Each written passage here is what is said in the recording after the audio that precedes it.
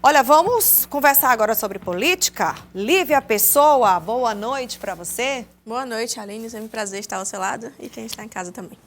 Lívia, o governo do estado enviou um projeto à Assembleia Legislativa para o pagamento dos precatórios.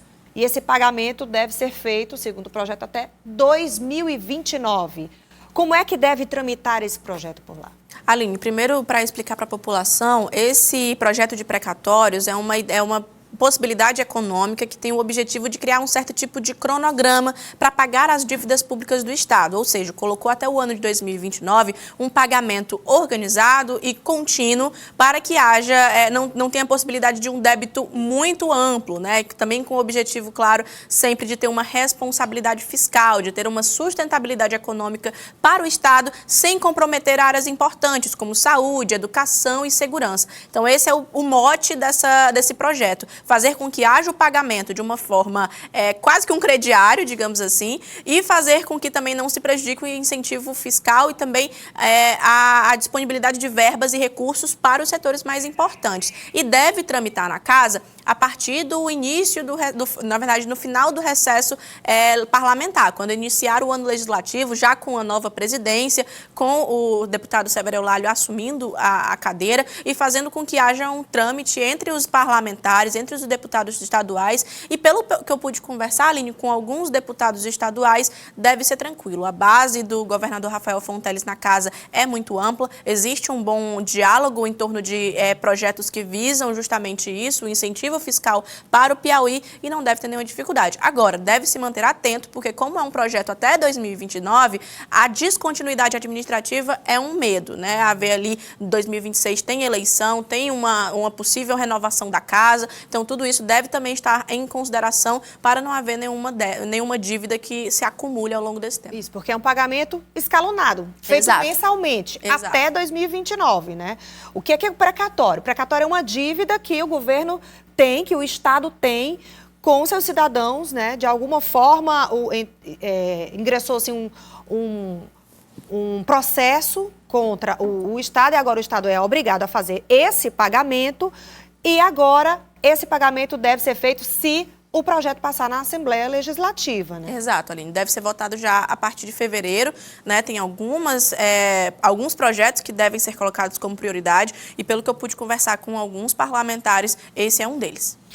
Bom, falando em pagamentos, a gente agora vai ouvir aqui o deputado federal Júlio Arcoverde para falar sobre o orçamento federal, o orçamento que nunca foi votado, não foi votado no ano passado, o orçamento de 2025 da União. E agora o parlamentar, que é o relator do texto da Câmara, se mostrou confiante. Disse que esse orçamento pode ser votado até o Carnaval. Vamos ouvi-lo. Nós votamos a LDO, que permitiu com que o governo pudesse fazer o uso de 1/12 para pagar suas despesas contínuas em relação ao orçamento passado, tirando a média do orçamento passado.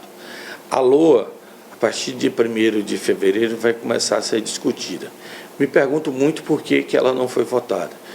Todos sabem que se criou uma instabilidade política muito grande em relação à questão das decisões do ministro Flávio Dino no Supremo Tribunal Federal. E aquilo fez com que o Congresso adiasse até a véspera do recesso as discussões. E até hoje ainda tem muita indefinição em relação à decisão do ministro Flávio Dino.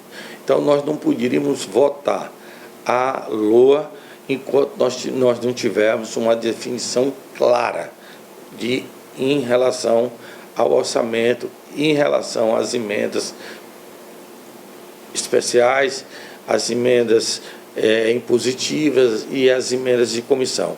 Então, esse prazo desse mês de recesso está sendo usado para que haja uma regulamentação e que a gente possa votar a partir do dia 1º de fevereiro, quando volta o ano da Câmara, a gente começar essa discussão da nova votação da LOA. Nós temos um prazo, meu mandato termina só na 3ª semana de março, e eu acredito que antes do Carnaval a gente já está com o orçamento liberado e votado.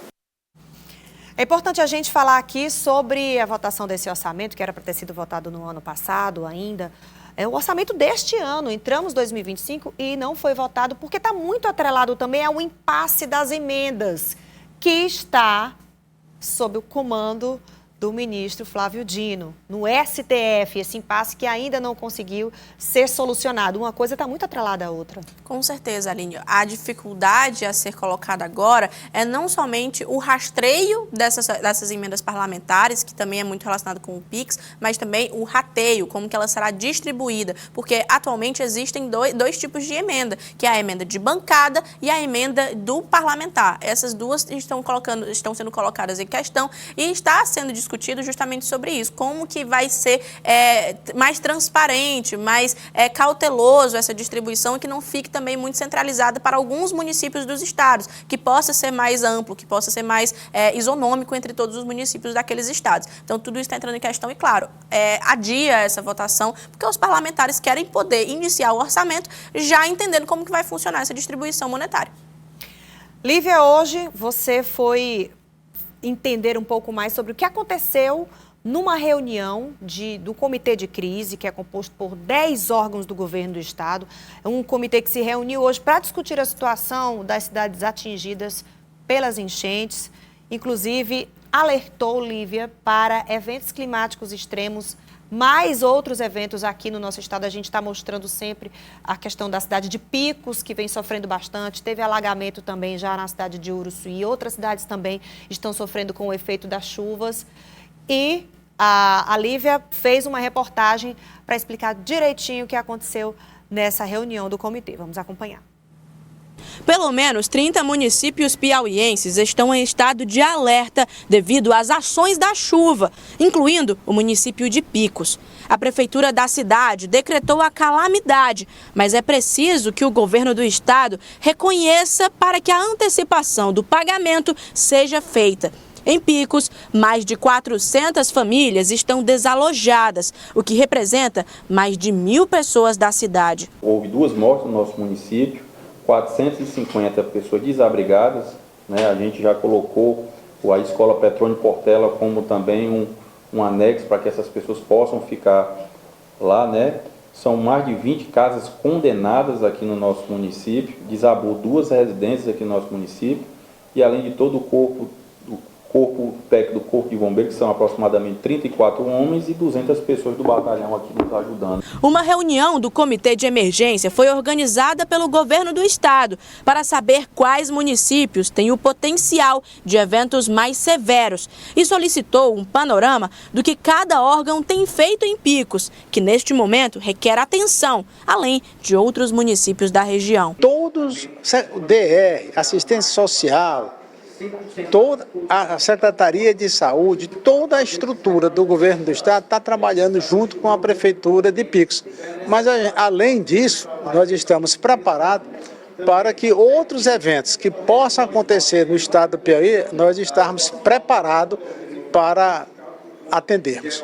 Há previsão de mais chuvas nos municípios de Picos, Floriano, em Teresina e também na planície litorânea.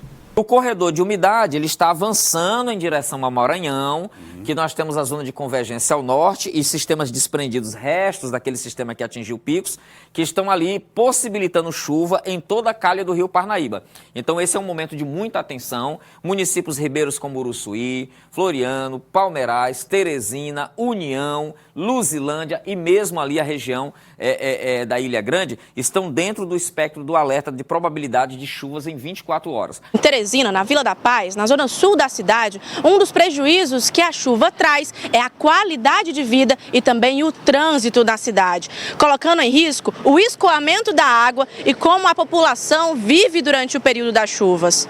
Como é o caso do seu Aldeaan Soares, comerciante do bairro, que já passou por alguns prejuízos em relação às chuvas, alagando o mercado do qual é dono e as casas dos arredores. Já entrou, já teve 3 vezes no inverno que já entrou. Agora mesmo por último veio com muita força e entrou muita areia aí, tive que tirar.